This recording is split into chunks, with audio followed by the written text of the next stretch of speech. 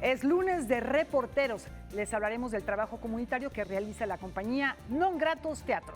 Y a propósito de artes escénicas, conoceremos la programación 2022 con la que el Centro Cultural Helénico recorrerá la República Mexicana. Laura Barrera, ¿cómo estás? Rafael García Villegas, qué gusto estar contigo, qué gusto estar con Laura Regis en interpretación de lengua de señas mexicana y con grandes contenidos esta semana que todavía mucha gente está relajada en casa para niños y jóvenes. Es una semana también de vacaciones, la semana de Pascua, así que bueno, pues si están disfrutando en casa, aquí les tenemos toda la información cultural. Y no toda la información es amable. Desafortunadamente. Iniciamos con una triste noticia: falleció Rosario Ibarra de Piedra y esta noche la recordamos así en Noticias 22. Con la desaparición de su hijo Jesús Piedra en 1974, quien fue detenido por las autoridades acusado de pertenecer al grupo guerrillero Liga 23 de septiembre y del asesinato de un policía, Rosario Ibarra de Piedra inició su incansable búsqueda, la cual extendió y compartió con los padres y familiares de otros desaparecidos a través de la fundación del Comité Eureka. Lo que yo quisiera es que dijeran dónde están los desaparecidos, qué hicieron con ellos, dónde están, si algunos están vivos, los que estén y los como estén, y los que estén son de nosotros, que nos los devuelvan. Debido a su activismo, en 1978 el gobierno promulgó la Ley Amnistía, la cual puso en libertad a 1,500 presos políticos y permitió el regreso de 57 exiliados. Nosotros no aceptamos huesos ni dinero. Nosotras no vendemos a nuestros hijos y no vendemos nuestras conciencias, y contra eso no van a poder. Vivos los llevaron, vivos los queremos. Rosario buscó por todos los medios llegar a las pistas que dieran con el paradero de su hijo. Inclusive, buscó derrotar al gobierno de manera pacífica e incursionó en la política. Fue la primera mujer candidata a la presidencia de la República en 1982, además de ser diputada y senadora. Yo quisiera un día despertar y ver otro país. Verdaderamente cambio. La activista abrió las puertas del Museo Casa de la Memoria Indómita. En el año 2019 recibió la medalla al mérito cívico Eduardo Neri, Legisladores de 1913. Y ese mismo año, el Pleno del Senado de la República aprobó otorgarle la medalla de honor Belisario Domínguez, como un justo reconocimiento a su ardua labor como activista. Rosario nunca dejó de luchar. Falleció el 16 de abril sin encontrar a Jesús. Sin embargo, con su esfuerzo deja un gran legado en la defensa de los derechos humanos. Todavía nos falta mucho. Acabo de gritar por ahí que no hay democracia con desaparecidos. Entonces, mientras no cese ese problema terrible, mientras no se acaben las desapariciones en este país, no avanza la democracia. Pero sí avanzamos las mujeres, eso que ni qué, aquí lo estamos viendo. Noticias 22, Óscar Cortés. Un abrazo a sus familiares, a su gente cercana, un ejemplo de constancia y de valor. Y bueno, hablando de otras figuras, de autoridades del gobierno de México rindieron un homenaje a Sor Juana Inés de la Cruz a 327 años de su partida, con la develación de un cenotafio en la Rotonda de las Personas Ilustres. Vamos a ver. Como parte del aniversario luctuoso número 327 de Sor Juana Inés de la Cruz, se realizó la develación del cenotafio y homenaje póstumo a la poeta novohispana en la Rotonda de las Personas Ilustres del Panteón Dolores. En presencia de autoridades del Gobierno de México, la secretaria de Cultura, Alejandra Frausto, recordó que las personas de este espacio, fundado en 1872, fueron ilustres por su rebeldía y por mostrar que otro mundo es posible. En este lugar de revolucionarios no podía faltar Sor Juana, no en cuerpo, sino en espíritu. Después de Malitzin, fue la mujer que nos dio otra patria, la del conocimiento y el reconocimiento de que el intelecto es fuerza suficiente para rebasar los límites sociales y dar cabida a la naturaleza creadora. En palabras de Elena Poniatowska, supo desde el primer momento que la única batalla que valía la pena es la del conocimiento. El homenaje escultórico estuvo a cargo de los artistas independientes Andrea Maldonado, Miguel Ángel Carrol y Enrique Guerra, y se compone de frases de poemas de la 10ª musa. El cenotafio muestra un medallón con una pluma elaborado con granito, mármol, cantera, concreto y bronce. 10ª musa, primera feminista, luchó por la libertad intelectual en general y de la mujer en particular. Por eso su voz ha recorrido los siglos como una contundente protesta ante la censura y la incomprensión. Los restos de la autora de poemas como Amor empieza por desasosiego se encuentran en la Universidad del Claustro de Sor Juana y su escultura se suma a las de las 8 mujeres que habitan esta rotonda. Noticias 22, Karen Rivera. Indiscutiblemente una mujer adelantada a su época. Estamos hablando más de 4 siglos de que su memoria permanece viva, y no solo en las letras, Laura, sino como una revolucionaria. Insisto, era una mujer visionaria como pocas lo han sido y lo sigue, insisto, lo sigue siendo. Su vigencia es innegable hoy en el siglo XXI. Efectivamente, recuerdo cómo la ponderaba mucho Octavio Paz, diciendo que era una mujer que, pues, muy adelantada a su época. Podía decirse que formaba parte de un linaje de mujeres feministas por esta defensa que hacía de la mujer y de sí misma como portadora de grandes ideas y como portadora de sabiduría. Así que bueno, pues ahí está para la memoria Sor Juana Inés de la Cruz, y a seguirla leyendo, a seguirla interpretando, porque da todavía para muchísimo más. Y fíjense que hay buenas noticias para el patrimonio nacional. México consiguió la repatriación de aproximadamente unas 30 piezas distintas que en el año 1847 se extrajeron de nuestro país como un botín de guerra. ¿Qué bienes integran este lote? Vamos a descubrirlo. 13 de abril, por la noche, llegó una valija diplomática del Consulado de México en Nueva York con 4 lotes de bienes culturales relacionados con nuestro país. Más de 30 piezas arqueológicas e históricas y 2 libros novohispanos de los siglos XVII y XVIII, sustraídos como botín de guerra en 1847, fueron repatriados por el Consulado General de México en Nueva York. Hasta ahora se sabe que 22 de estas piezas son procedentes del país y representativas de las culturas de Costa del Golfo, Teotihuacana, Mixteca, una de ellas del periodo virreinal, y 2 morteros de la Sierra Queretana. 2 de las piezas más antiguas, podemos decirlo así, son alrededor del 600 a.C. Son 2 figurillas antropomorfas elaboradas en barro. Y de ahí, bueno, llegamos hasta materiales como estos 2 pequeños morteros elaborados en roca que ya mencionamos, que más o menos son entre el 900 y el 1521 después de Cristo. Por último tenemos estas figuras que ya son de época colonial, 3 cabecitas antropomorfas, época colonial. Entre las piezas, divididas en 4 lotes, se encuentra una escultura antropomorfa elaborada en roca entre el 200 y 700 después de nuestra era, con rasgos de la cultura teotihuacana. A partir de nuestra experiencia en el coleccionismo, podríamos decir que la pieza teotihuacana es singular porque son pocas las que se encuentran en colecciones, y esta pieza pues está intacta, está completa, y pues aparentemente es de manufactura prehispánica. De acuerdo con información del Consulado de México en Nueva York, los objetos fueron entregados de manera voluntaria a esta dependencia. El resto de las piezas que integran los lotes de bienes culturales tienen rasgos característicos de las culturas asentadas en Perú y en Ecuador, y se espera que pronto sean restituidas a su país de origen. Noticias 22, Karen Rivera. Bueno, pareciera trama de película, pero son botines de guerra. En otros temas, este 2022, la oferta del Centro Cultural Helénico se extiende a 11 entidades de la República Mexicana. En esta ocasión, su plan anual contempla una colaboración con el Centro Nacional de las Artes e instituciones como la Comisión de los Derechos Humanos. Aquí está toda la información.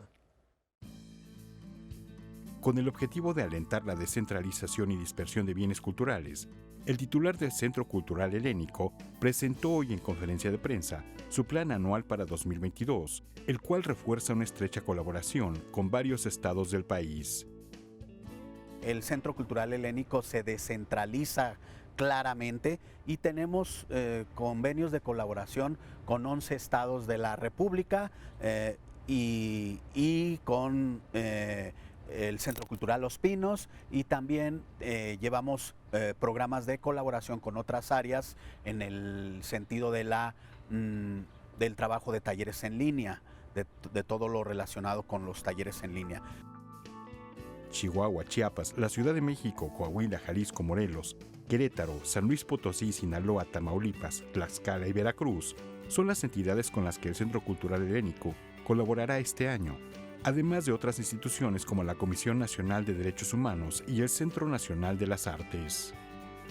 También lanzamos la magna convocatoria de apoyo a teatros y espacios independientes en la convocatoria del Circuito Nacional de Teatro en Espacios Independientes. Todo este programa, todo esto es resultado de una estrategia de la Subsecretaría de Desarrollo Cultural de la Secretaría de Cultura. Conversatorios, proyectos de profesionalización en artes escénicas, premiación de proyectos a la producción escénica en Coahuila y Veracruz, así como diversas convocatorias conforman este plan anual.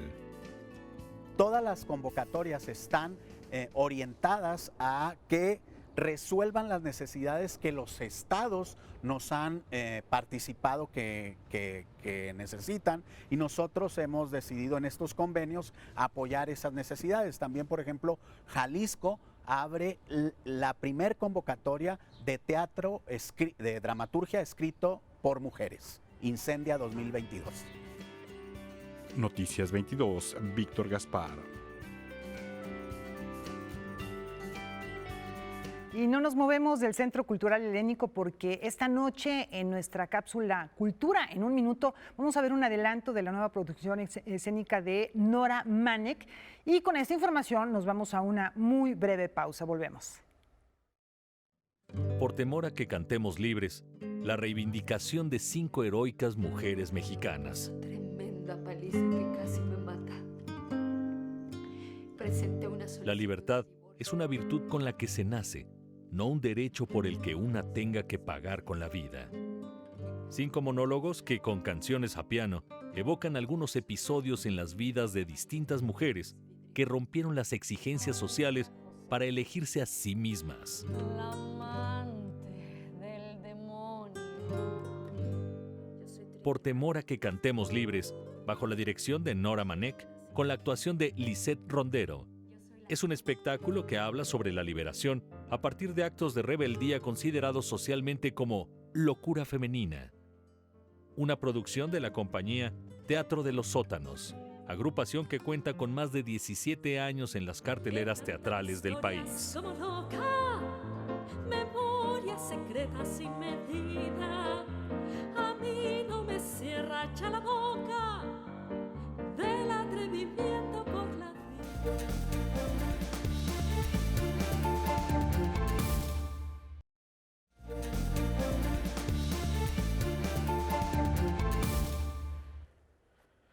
Regresamos a Noticias 22 y les platicamos que Mi nombre es Brony, del editorial Debate, materializa los estragos y el terror de la guerra perpetrada por la Alemania nazi de Adolf Hitler, un trabajo que cobra vida a partir de las memorias de Branislav Siebert.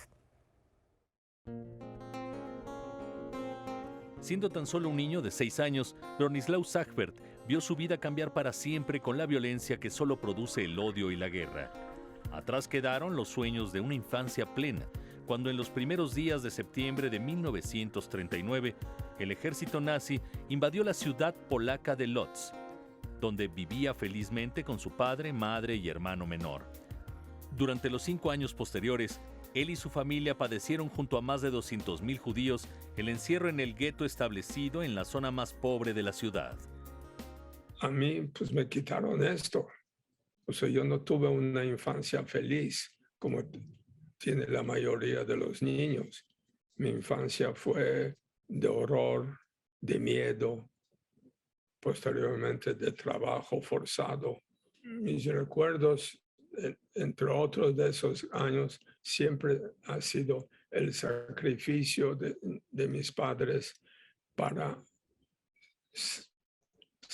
sacarnos a mi hermano, a mí, de quitarse la poca comida que tenían ellos para dar a nosotros. Tras años de enfrentar condiciones de hacinamiento, hambruna y trabajo forzado, el gueto de Lodz fue liberado en enero de 1945. 3 días antes de que nos liberaran, los alemanes cavan en el cementerio de Lodz 9 fosas, porque éramos 877 personas en aquel momento todavía con vida. Y bueno, no había que ser muy inteligente para darse cuenta que si son 9 fosas, nos íbamos a matar 100 por fosa. Entonces esta noche todos los que estábamos ahí concentrados en 3 edificios que no estaban cuidados directamente por alemanes, todo el mundo salimos de eso a correr a donde se podía. 3 días y 3 noches, Bronislaw y su familia permanecieron refugiados en el sótano de una casa abandonada hasta que pudieron tener certeza de que la guerra había terminado. Todo el mundo se empezó a abrazar de felicidad. Mi reacción personal fue que me desmayé, como que me quise desconectar del pasado antes de empezar el futuro. Bronislaw Sagbert, quien cumple hoy 89 años, tiene más de medio siglo viviendo en nuestro país. Es dueño de una pastelería llamada Hanna en la Colonia del Valle, especializada en repostería para personas con diabetes. Recientemente han sido publicadas sus memorias por el sello Debate de Penguin Random House, bajo el título de Mi nombre es Brony, un relato estremecedor sobre los incomprensibles horrores de la Segunda Guerra Mundial, pero sobre todo, un homenaje a sus padres, Hanna y Leon Sagbert, cuyos sacrificios constantes al interior del gueto le mantuvieron con vida. Tengo una familia, agradezco tenerla, 2 hijos, un hijo y una hija, casados, tengo 6 nietos, 3 hombres, 3 mujeres, y ya tengo 3 bisnietos. Entonces sí estoy, después de todo, sí estoy agradecido a la vida haber llegado a este punto rodeado de esta familia. Con información y texto de César H. Meléndez, Óscar Helguera, Noticias 22. Bueno, qué testimonio tan conmovedor. Hay que pensar que el gueto de Lodz fue el segundo más grande después del gueto de Varsovia, pensado para evidentemente judíos, pero también gitanos y personas que los nazis consideraban indeseables, que no querían que formaran parte, desde luego, de su proyecto. Entonces, bueno, pues ahí niños, mujeres, hombres de todas las edades, de todas las condiciones, fueron sometidos a estos trabajos. Qué interesante leer este testimonio, Rafa. Y testimonios que deberían llevar a una reflexión profunda, Laura, amigos del auditorio, para evitar que se repitan estos horrores de la guerra. El otro caso que siempre viene a cuentos, por ejemplo, el diario de Ana Frank, que es otra manera de acercarnos y de reflexionar desde el otro lado y no poder concebir que hoy en pleno siglo XXI esté pasando algo como lo que está sucediendo en Ucrania, en Mariupol, claro, de manera particular el día de hoy, con esta invasión rusa, que nos lleva a reflexionar en todas esas personas que están ahorita en verdaderas circunstancias deplorables, en lo peor que se puede imaginar uno del ser humano, tanto sufriendo como agrediendo. Como infringiendo el dolor. Y cuando se trata de niños, Rafa, pues como el caso que estábamos escuchando, resulta quizá doblemente doloroso, ¿no? Y ahí está el testimonio. Para eso son estos testimonios, y hay que leer hoy el libro de Brany, las memorias de Brany, para evitar que esto se siga repitiendo. La memoria es muy importante. Por eso no hay que olvidar estos casos, por eso hay que tener presente, y bueno, ahí está el arte, ahí está la literatura, ahí está la posibilidad de la memoria para que no se repitan estas situaciones. Bueno, pues vamos a platicarles que nuestro canal aliado Capital 21 nos invita a conocer cómo trabaja el sistema de seguridad de la Ciudad de México por medio de una nueva serie que llega esta noche a sus pantallas. Vamos a ver. En el C5. Así como hay historias. Este lunes a las 23 horas comienza la transmisión de C5 Ahí nos vemos, serie de Capital 21 en colaboración con el Centro de Comando, Control, Cómputo, Comunicaciones y Contacto Ciudadano de la Ciudad de México. El objetivo de estos programas es que el público conozca a las personas que trabajan en esta institución. Como decimos en el C5, un parto fortuito. En el C5 de la Ciudad de México confluyen 28 dependencias que atienden emergencias de protección civil, atención ciudadana, etcétera.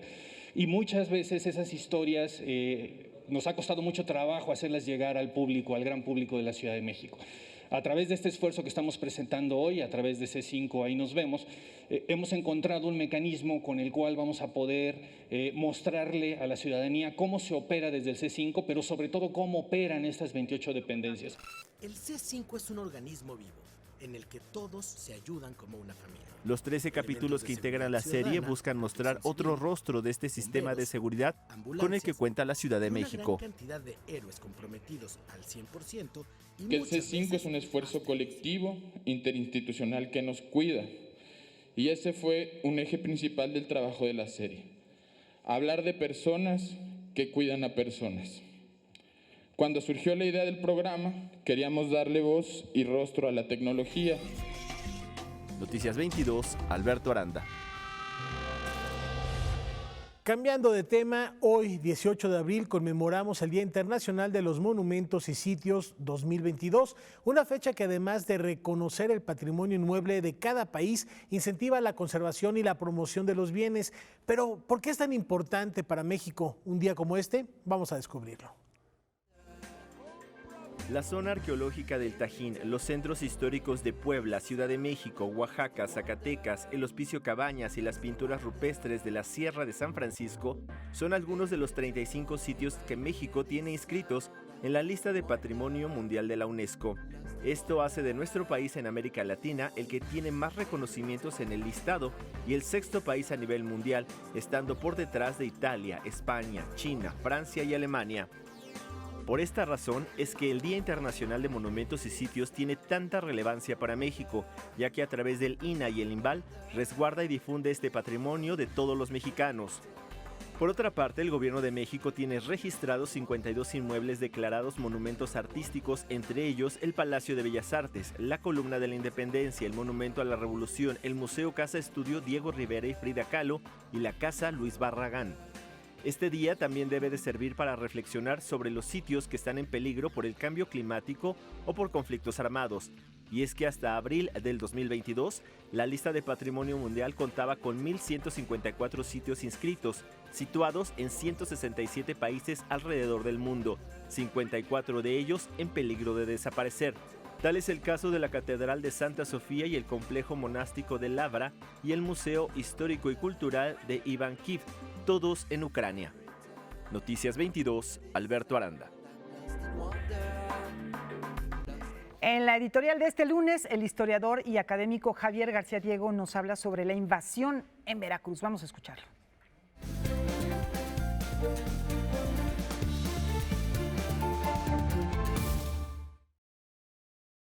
Hola amigas y amigos del Canal 22. Este mes se cumplirán 108 años de la llamada invasión a Veracruz. ¿Cómo explicar el hecho? No narrarlo otra vez, la parte épica, la parte sacrificial de la sociedad mexicana veracruzana. ¿Cómo explicarlo? Bueno, Victoriano Huerta iniciaba ya el derrumbe de su gobierno, la peor crisis de su administración. Por otro lado, los ejércitos norteños avanzaban al centro del país. El ejército del noroeste, los sonorenses ya estaban sobre Sinaloa, el ejército del noreste, los gonzalistas, los carrancistas, ya habían finalmente dominado su región, Coahuila, Nuevo León, Tamaulipas. La división del norte iniciaba su avance sobre el centro del país, Torreón, San Pedro de las Colonias, finalmente Zacatecas. El zapatismo también pronto tomaría algunas poblaciones importantes de Morelos. Pero a su vez Estados Unidos quería que cayera Victoriano Huerta, considerándolo un gobernante más cercano a Europa. Pero sobre todo querían participar en su caída, para luego cobrarle, luego reclamar a los ejércitos revolucionarios su participación en el derrumbe huertista. Para abril de 1914, el gobierno de Washington estaba perfectamente informado de las diferencias crecientes entre Carranza y Villa. Y también estaba perfectamente informado de que llegaría una carga de armas y municiones procedentes de Europa, en el barco Ipiranga, por cierto, rumbo a Veracruz, para el gobierno de Huerta. Era un grave riesgo, ¿sí?, que ante la división de los revolucionarios se fortaleciera militarmente el gobierno de Huerta. El gobierno de Huerta podría prolongarse en esa circunstancia. Entonces Estados Unidos aprovechó un pretexto baladí para ocupar Veracruz, para que no desembarcaran esas armas y municiones. El pretexto fue que unos marinos del barco Dolphin desembarcaron en una lanchita en Tampico y fueron aprehendidos unas horas. El gobierno de Estados Unidos exigió un desagravio. El gobierno de Huerta no lo quiso dar, no por nacionalista, sino porque pensó que era su oportunidad de mostrarse como el gobierno de unidad, pidiéndole a los revolucionarios que pospusieran sus diferencias internas para luego enfrentar al enemigo común. Carranza no compró esa versión. Carranza decidió no confrontar brutalmente a Estados Unidos, sí hacer una reclamación justa, seria, de gobernante, de diplomático. Y por otro lado, dar instrucciones a los ejércitos norteños de que avanzaran al centro del país. Carranza sabía que era importantísimo que cayera Huerta por el ejército revolucionario y no por Estados Unidos. Eso es lo que yo quería comentarles, amigas y amigos de Canal 22, amigos de la historia. Sigamos platicando de la fascinante historia de nuestro país, que es la semilla de nuestro presente y la semilla de nuestro porvenir. Muchas gracias al doctor Javier García Diego. Fundamental conocer la historia e ir tirando esos mitos que muchas veces ensombrecen y se quedan como verdades que no lo son. Como todos los días, hoy a las 9 de la noche tenemos Debate 22. Javier Aranda Luna recibirá a Brenda Chávez Molotla y a Miriam Ramírez Alonso para hablar sobre el nuevo acervo mexicano en la memoria del mundo de la UNESCO. No se lo pierdan terminando este espacio informativo Debate 22. Una pausa, ya volvemos.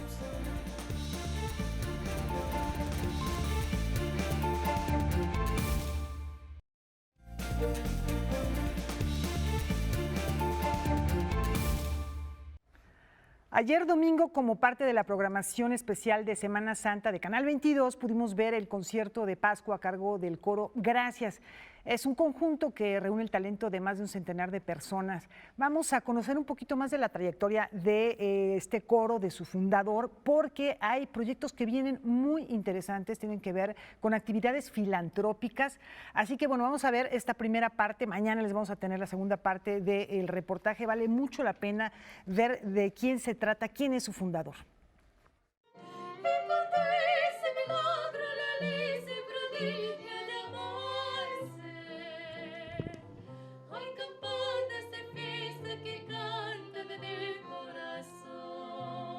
Como parte del retiro latinoamericano de Pascua, realizado en la Universidad Justo Sierra entre el 14 y el 17 de abril, el pastor coreano Ok Soo Park y el coro Gracias, fundado por él, participaron en diversas actividades. Ok Soo Park fundó en 1995 la Fraternidad Internacional de Jóvenes, motivado por ayudar a jóvenes con problemas de adicción. 500명을 가지고 이제 IYF라는 단체를 만들고. Y así nosotros establecimos la fundación IYF. Y cada vez que yo comparto, hablo acerca de la Biblia. Y también le enseño acerca del de la capacidad de pensar y el intercambio. Y mejoraron bastante los jóvenes. Y también para los jóvenes fue establecido esta organización. Y el coro también nosotros fundamos para los jóvenes y ahora es el mejor coro en el mundo.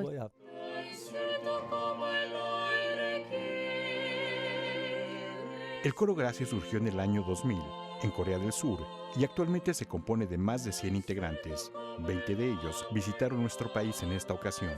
No obstante, son conocidos del público mexicano, pues se han presentado 3 veces consecutivas en el Auditorio Nacional, 2 en el Monumento a la Revolución y 1 en la Arena Ciudad de México con lleno total. Ahora vamos a entrenar a los maestros y estamos trabajando para que los jóvenes puedan mejorar. Y en todos estos trabajos, realmente el trabajo del coro es muy valioso. Todos dicen al escucharlos, por primera vez escucho canciones así.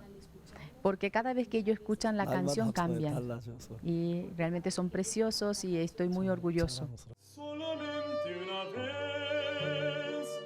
La calidad vocal del coro Gracias le ha valido el primer lugar en el Festival Suizo Choral Montreux en 2014 y la misma distinción en la competencia coral Market Oberdorf en 2018 en Alemania. En el coro, como en todo su trabajo a través de la fraternidad, Ok Soo Park destaca 2 valores fundamentales para la formación de la juventud.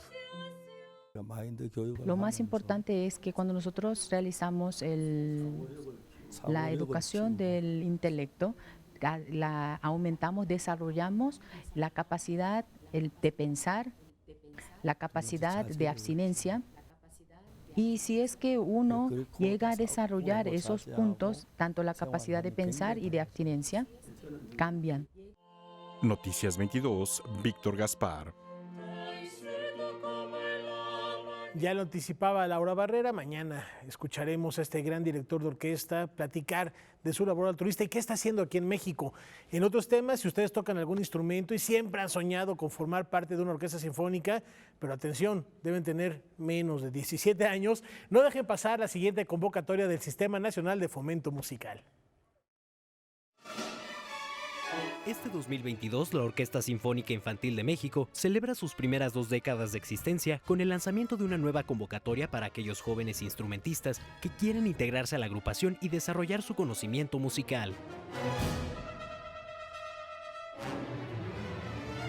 Estamos convocando para todos los instrumentos, digamos, de orden sinfónico: violín, viola, violonchelo, contrabajo, flauta, oboe, clarinete, fagot, corno, trompeta, trombón, tuba, todo el set, por supuesto, de percusión sinfónica, arpa sinfónica y piano. Es el semillero de talentos más importante del país desde hace precisamente poco más de 20 años. Un proyecto que no solo se ha mantenido vigente a pesar de los diferentes cambios de administraciones, por una simple convocatoria, sino precisamente por la sustancia que está detrás de todo el trabajo que hace la OSIM. Para esta convocatoria pueden aplicar músicos mexicanos de entre 7 y 17 años o extranjeros que acrediten una residencia mínima de 1 año en el país. Los jóvenes tienen poco más de 2 meses para descargar los materiales de audición. Para cada uno de estos instrumentos hay un determinado material, se seleccionan de acuerdo al repertorio que se vaya a abordar en las actividades del verano. Se seleccionan una serie de pasajes, de extractos de música sinfónica que conforman cada uno de los repertorios de audición de los diferentes instrumentos. Una vez que sientan que tienen el dominio sobre ellos, poder hacer una videograbación para poder subirla después a cualquiera de estas plataformas de alojamiento de materiales audiovisuales. Justo aprovechando ya las diferentes plataformas que existen y las nuevas tecnologías que además los jóvenes dominan mucho mejor que nosotros, es precisamente todo de manera virtual. Los músicos que resulten seleccionados obtendrán una beca del 100% con hospedajes, alimentación y transporte para cualquier actividad que contemple el programa de la Orquesta Sinfónica Infantil de México. Además, como parte del campamento de estudio, todos podrán integrarse a clases magistrales, consultorías con profesores especializados en cada instrumento sinfónico y talleres de restauración. Y una vez que se desarrolla son 15 días de trabajo intensivo durante el mes de julio.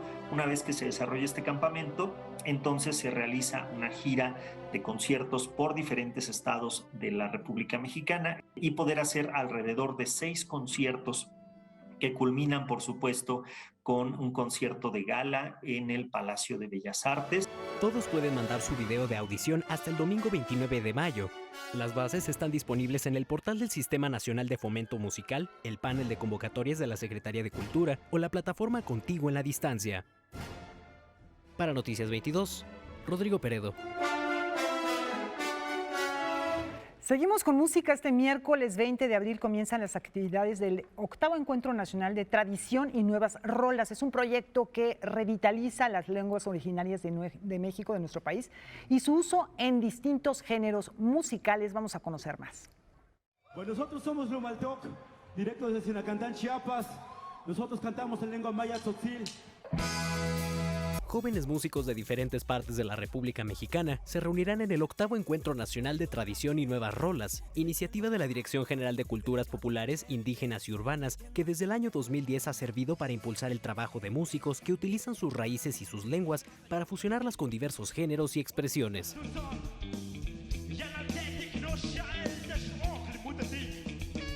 La idea de esta convocatoria es que a través del ejercicio creativo, a través de la composición de nuevos temas, de canciones, muchachas y muchachos de todo el país que hablan estas lenguas, pues puedan revitalizar el uso de estas lenguas y puedan al mismo tiempo ejercer sus derechos culturales.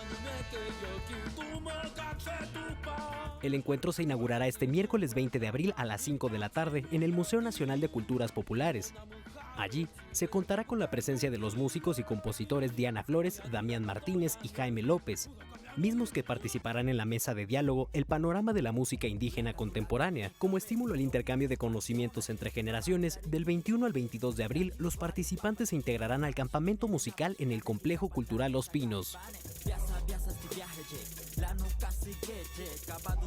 Los muchachos tienen talleres creativos, tienen talleres de composición de música, tienen talleres de cómo armar sus propias pistas, de cómo grabar sus propias canciones, también de elementos escénicos, en fin, ¿no? Y también tienen charlas con algunos creadores, pues que ya tienen trayectoria.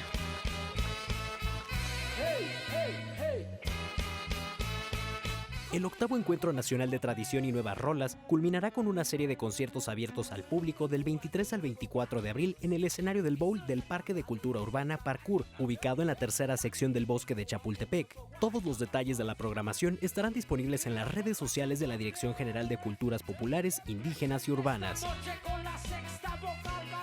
Para Noticias 22, Rodrigo Peredo. Y es momento de irnos a una muy breve pausa y lo hacemos como cada semana de la mano de los cronistas del Renacimiento mexicano, en esta ocasión para darle un vistazo a Chapultepec, pero no al de la Ciudad de México, sino al del Estado de México.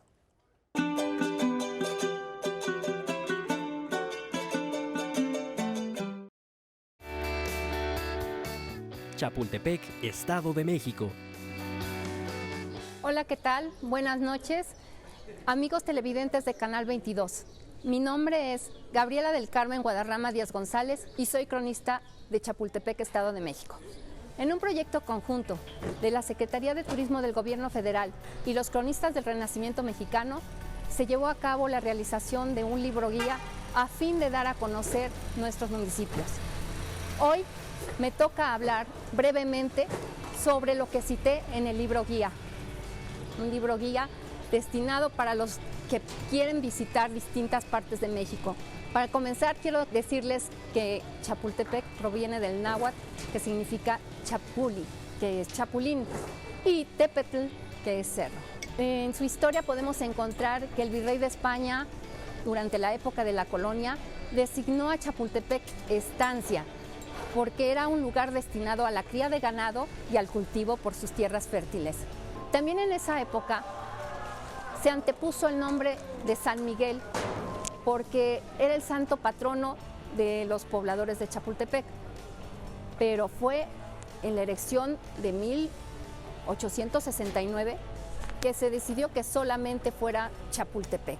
Un atractivo importante es su iglesia de siglo XVI, con una arquitectura sencilla y austera que revela una construcción clásica de los franciscanos, con una ubicación de oriente a poniente, con la puerta mirando hacia el volcán Xinantécatl. La Plaza Niños Héroes de Chapultepec está en la cima del cerro. Allá podemos admirar en 360 grados el gran valle de Toluca, pero también el majestuoso volcán Xinantécatl. Acércate y lee el libro guía y traza tu ruta histórica con otros municipios. Aquí te esperamos. Chapultepec está para ti. Chapultepec, Estado de México.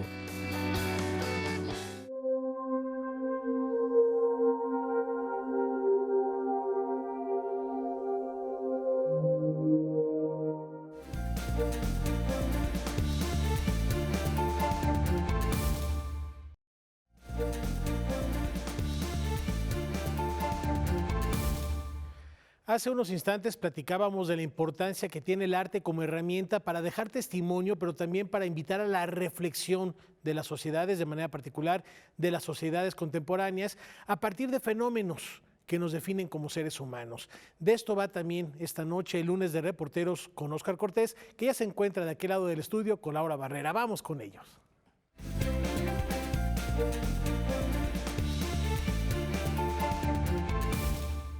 La condición de migrante, sea por un desplazamiento forzado en términos políticos, por violencia económica, social o de cualquier tipo, es una de las condiciones más frágiles, más vulnerables que puede tener un ser humano. Ahora, si se trata de jóvenes, estamos en un riesgo muy alto de caer quizá en un estado delincuencial, en una adicción, en una depresión.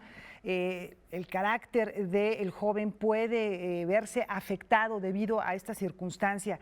¿Qué opciones hay para los jóvenes migrantes que está recibiendo México? México es un país receptor de muchos migrantes, gran parte de ellos vienen, como sabemos, de Centroamérica, de Sudamérica, hay albergues para ellos, pero a veces tienen que estar meses ahí en lo que se define cuál será su condición, su situación, si van a poder continuar su viaje, si van a regresar a su país.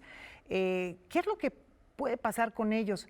¿Para qué sirve el arte en estos casos extremos? Óscar Cortés, ¿cómo estás? Hola, ¿qué tal, Laura? Buenas Qué noches gusto a lo que todos. nos traes ahora, está muy interesante. Sí, es un trabajo que hace la compañía Non Gratos, que es maravilloso, es un trabajo de integración en donde ellos visitaron los 5 albergues de migrantes que hay en la Ciudad de México para invitar a jóvenes a participar en una obra de teatro. Si quieres, vamos a ver la primera pieza que tiene que ver cómo es que se integra esta compañía con estos participantes que vienen prácticamente de todos los países de Latinoamérica. El fenómeno migratorio en México va en aumento. En los últimos años, se incrementaron en 153% las solicitudes de asilo, según los datos de la Comisión Mexicana de Ayuda a Refugiados. Con el propósito de ayudar a esta comunidad, la compañía Non Gratos Teatro se dio a la tarea de buscar a jóvenes en los albergues de la Ciudad de México para montar una obra. Y comenzamos a visitar los albergues que se encuentran en Ciudad de México y que aparte pues son albergues que han estado funcionando desde hace muchísimo tiempo, pero que esta crisis ha, digamos, saturado o rebasado un poco la capacidad de estos centros. 20 jóvenes de diversas nacionalidades se sumaron al proyecto. Primero se tienen que cubrir las necesidades básicas, que es alimentación y transporte, y eso corre de cuenta de la compañía Non Gratos, y luego que está cubierta las necesidades básicas, entonces puede suceder el fenómeno artístico. Su preparación consta de 3 ejes principales: canto, danza y teatro. Nuestra base es arte comunitario y es todas las herramientas que aporta el arte como resiliencia, autoestima, confianza, comunidad, las utilizamos a favor de construir un grupo, ¿no? Con esta población. Ya cuando se arma esta comunidad, ellos contentos vienen al ensayo, entre ellos generan amistad, generan una red, entre ellos están en comunicación, entonces hay muchos beneficios que aporta este tipo de actividades para formar grupo. La experiencia que he pasado aquí son muy buenas porque aquí he llorado, muchas veces también pasamos como por situaciones y aquí lo contamos y nos abrimos. Y las personas aquí nos escuchan y nos hablan, nos ayudan, como se parecen como psicólogos, pero son muy buenos y los amo de corazón porque aquí encontré una otra familia. Desde ahí se empieza a armar grupo y desde ahí se empiezan a contar sus historias y pues para todos es incluso un alivio sentirse reconocidos y sentirse reflejados, escuchados en las historias de los otros. Noticias 22, Óscar Cortés. Óscar, platícanos, por favor, si es un grupo que depende de alguna institución, si recibe subvenciones del gobierno, de la iniciativa privada, ¿cómo se gestionan? Bueno, son autogestivos. Ellos trabajan con recursos que van ellos generando o que van solicitando. Ellos ayudan a los migrantes no solo con esta idea de apoyo emocional, psicológico, también les dan una beca, ¿no?, de transporte y de alimentación. Y bueno, lo que generan con este esfuerzo y este trabajo es maravilloso porque les dan, yo creo que lo más importante de todo es que les dan la oportunidad de a pesar de todas las situaciones en las que se encuentran cada uno de estos integrantes la oportunidad de hacer comunidad, de sentir el calor de una familia, sí, ¿no? Pertenencia. Y de trabajar hacia un futuro, ¿no? Que ese es uno de los valores que la verdad hay que reconocer de este trabajo de la compañía, ¿no? Entonces, en la segunda pieza les vamos a presentar justamente el trabajo que hacen con la dramaturgia, porque aprovechan las experiencias que cada uno de los migrantes ha tenido para crear una adaptación de la obra La Tempestad. Venimos marchando desde lejos, buscamos una vida mejor. No es necesario que sean actores profesionales, en realidad lo que nos gusta es que ellos puedan pues amplificar su voz a través de un texto dramático. Entonces, ellos no tienen tanto que representar un personaje, sino simplemente presentarse, presentar quiénes son. La compañía trabaja en el montaje de la obra La Tempestad de William Shakespeare. Es la metáfora del viaje migratorio y entonces nosotros elegimos esa estructura dramática y algunos textos de la obra para hacer una metáfora del viaje migrante.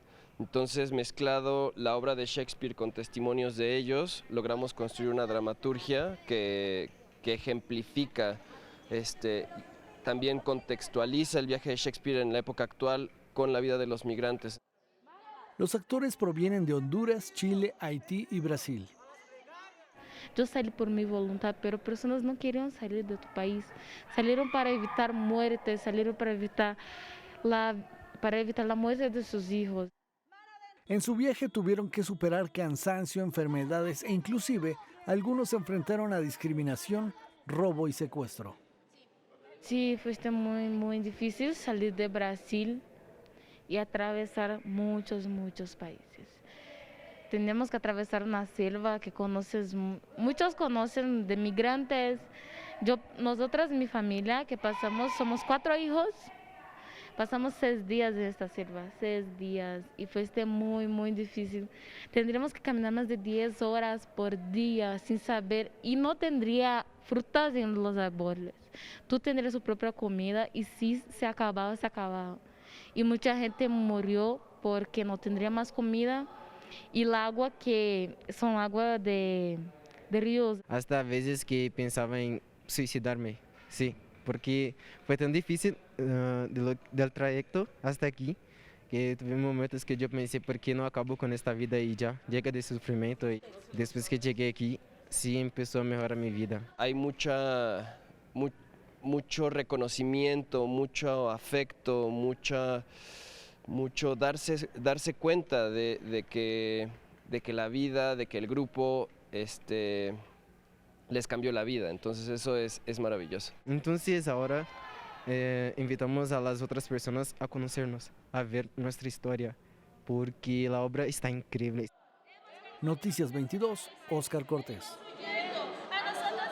No resta más que reparar en el poder transformador que tiene el arte, no solo para estos migrantes que están haciendo teatro y nos están compartiendo sus experiencias de vida, sino para todos los que tengamos la oportunidad de ser espectadores y cambiar también nuestra manera de pensar y concebir estos fenómenos. Y para que esta oportunidad se consagre, mi estimado Óscar, ¿dónde los podemos ver? ¿Cuándo los podemos ver? Van a dar funciones aquí en México y después se van de gira, tengo entendido. Así es, sí. La última presentación que tienen aquí en la Ciudad de México es el 8 de mayo. Va a ser a las 14 horas en el Colegio de San Ildefonso. Sí, posteriormente se irán de gira y harán otro trabajo comunitario en Tijuana, ¿no? Entonces sí, es importante y sobre todo conocer las historias que tienen estos jóvenes que tienen para contarnos, sobre todo, pues sí, yo creo que además de concientizar también ser un poco respetuosos de todo el esfuerzo que hacen. La verdad es que llegar aquí, como dicen los chicos, atravesar 14, 13 países caminando en algunas circunstancias adversas, me parece que sí es digno de mostrar y conocer sus historias y de rescatar, claro, y de conocer esas historias que más allá de sensibilizarlos, me parece que necesitan nuestro apoyo, ¿no? Para poder, algunos de ellos, continuar con su camino, ¿no? Hacia el norte. Tienen una página de Facebook que tiene este mismo nombre para poderlos contactar si a alguien le interesa tener más información sobre esto en esta cuenta de Facebook que tiene el mismo nombre de la compañía, Non Gratos Teatro. Ahí lo pueden encontrar, Rafa. Pues vamos al teatro. Muchas gracias, Oscar, por traerlos a cuento y visibilizarlos, y nosotros haremos lo propio. Nos vamos con música. Hace exactamente 115 años nace Miklos Rozsa, seguramente lo conocen. Spellbound de Hitchcock, la musicalizó él. Ben-Hur de Byler, la musicalizó él, y los dejamos con este recuerdo y la invitación a que nos acompañen mañana en el horario de costumbre. Muchas gracias, muy buenas noches.